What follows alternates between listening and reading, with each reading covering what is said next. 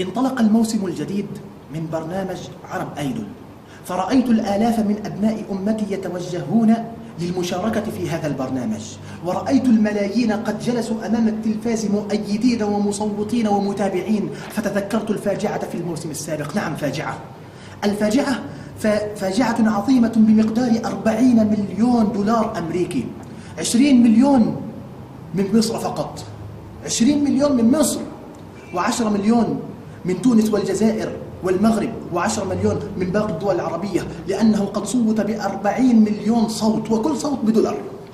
وأنا أسألك أخي في الله، أما تستحي بالله عليك وأنت تنفق على هذه البرامج بغض النظر عن حرمة متابعتها، بغض النظر عن النظر إلى السفور والعري وأهل الخنا ولا حول ولا قوة إلا بالله، ولكن أن تنفق على هذه البرامج ولو طلب منك أن تنفق هذا المبلغ دولار على فقراء المسلمين في غزة أو على فقراء المسلمين في سوريا، هذا المبلغ مبلغ 40 مليون دولار يكفي لترميم المساجد والمدارس التي قد دمرت في غزة، يكفي لإشباع مجاعة الصومال. لو طلب منك أن تنفق هذا الدولار على طفل مسكين أو لجمعية خيرية لحسبت له الحسابات.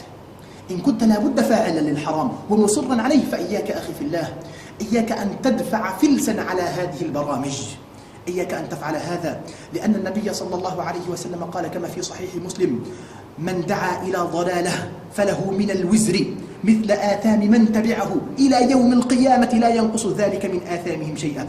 إياك أن تحمل وزرا جاريا بعد موتك، إياك أن تنفق أخي على هذا البرنامج، لأن النبي صلى الله عليه وسلم يقول: المسلم أخو المسلم لا يظلمه ولا يخذله. تخيل نفسك أنك أنت الفقير أخي في الله، وفلان ينفق على المغنين وأنت لا تجد ما تشبع به بطنك، أليس هذا من الخذلان؟ إياك أن تخذل المسلمين بإعانتك في هذا البرنامج.